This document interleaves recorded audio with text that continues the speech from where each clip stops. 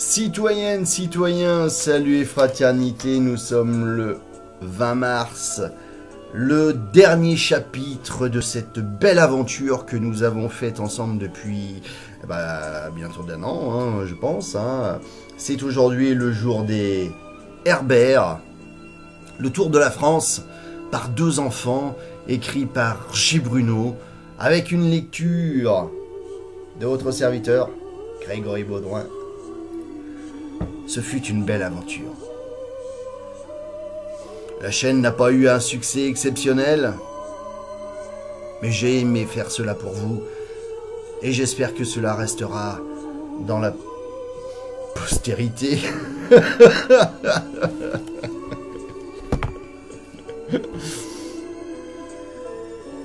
6 ans se sont écoulés depuis ce jour. Ceux qui ont vu la ferme de la Grande Lande à cette époque ne la reconnaissaient plus maintenant. Pas un mètre de terre n'était inoccupé. Et la jachère y est inconnue. Le sol travaille sans cesse. Aussitôt les céréales moissonnées, la charrue retourne les sillons et de nouveau on ensemence la terre en variant les cultures avec intelligence. Grâce aux riches prairies de trèfle et de luzerne, le fourrage ne manque jamais à la ferme. Au lieu des 6 vaches qu'elle nourrissait avant la guerre, la terre de la Grande Lande en nourrit 12. Sans compter 3 belles juments, dont les poulains s'ébattent chaque année dans les regains des prairies. C'est vous dire qu'avec tous ces animaux, l'engrais ne manque pas et que chaque année, la terre, au lieu de s'appauvrir, va en s'améliorant. Mais aussi, comme tout le monde travaille à la Grande Lande, c'est une vraie ruche où le paresseux ne trouve pas de place, où le paresseux ne trouverait pas de place. Venez avec moi, nous la parcourrons quelques instants. Il est à peine jour sur les coteaux verts de la ferme, mais les coqs vigilants ont salué la petite pointe de l'aurore.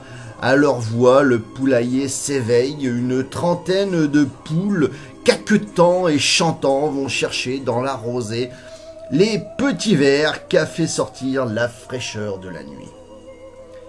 Bientôt, la ménagère matinale, la bonne dame Guillaume, elle aussi sera debout. Regardez, regardez, sa fille aînée la suit.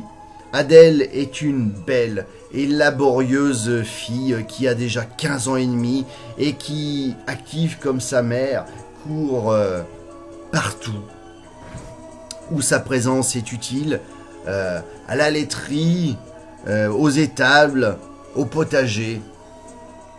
Le potager, c'est surtout le domaine de l'oncle Franz. Le voyez-vous qui tire au cordeau les planches symétriques pour repiquer des salades? L'oncle Franz est un jardinier de premier ordre. Il a aussi un verger superbe avec des espaliers que ne renieraient point les horticulteurs de la banlieue parisienne. Mais voici le pilote Guillaume. Il conduit à l'abreuvoir le joli troupeau des vaches, les juments et leurs poulains. Le vieux pilote a pris tout ce bétail sous sa haute juridiction et il aime son troupeau comme jadis il affectionnait son navire.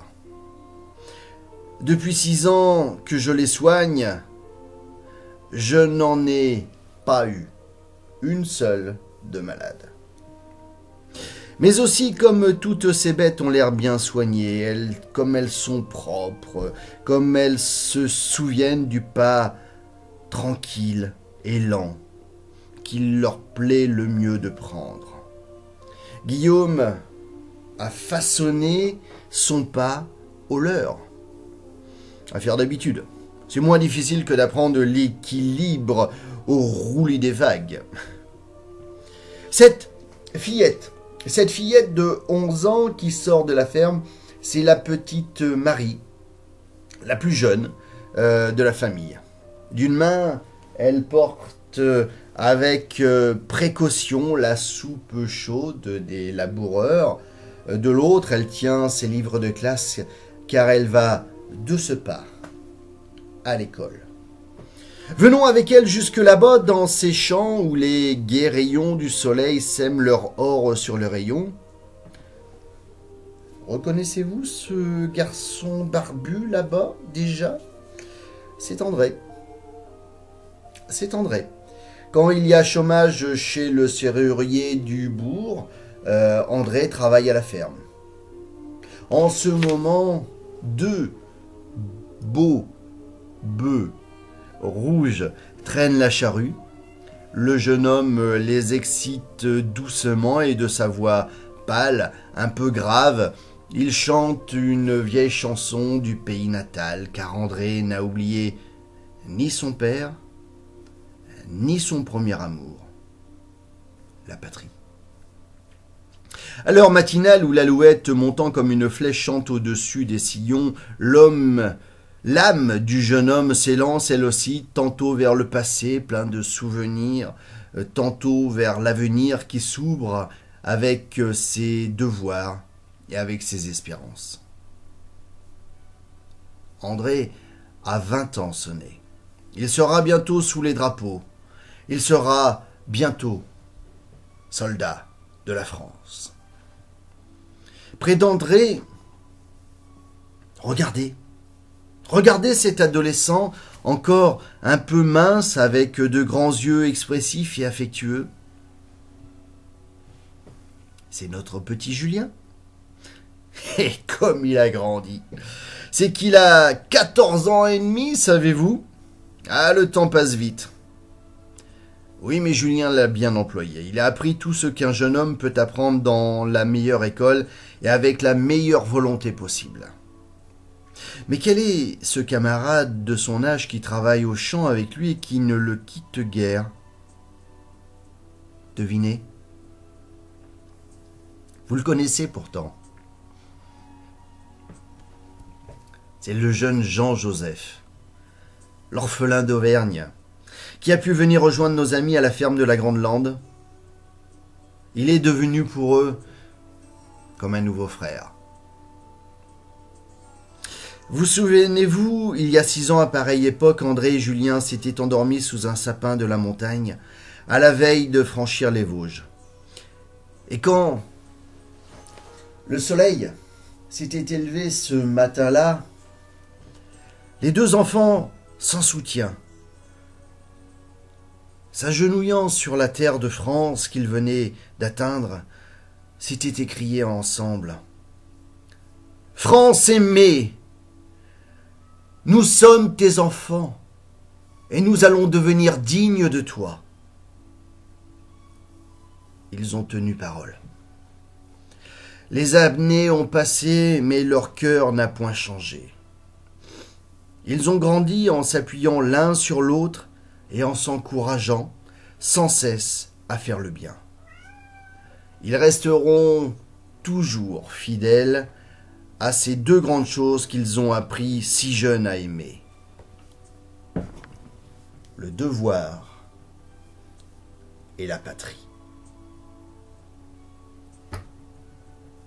Dans cette année de merde, portez-vous bien.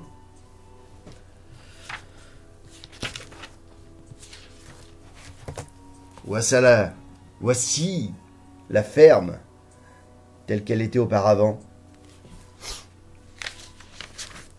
Et voici la ferme telle qu'elle est aujourd'hui.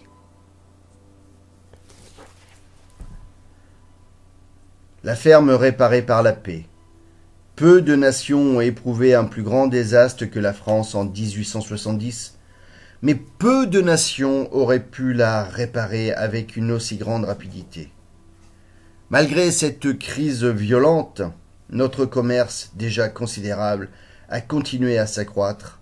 Il a augmenté de plus d'1 milliard. C'est par le travail et l'activité de tous ces enfants que la patrie devient ainsi chaque jour plus prospère. Et c'est là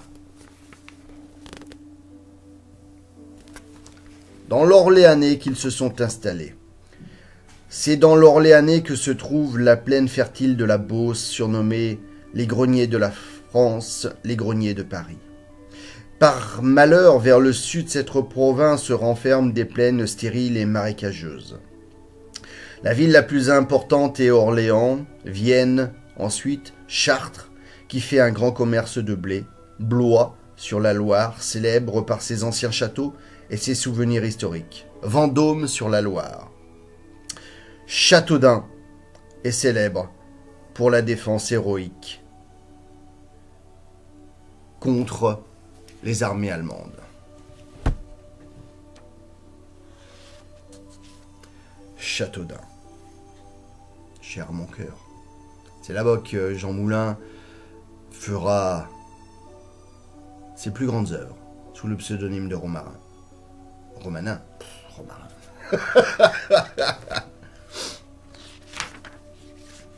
Voilà.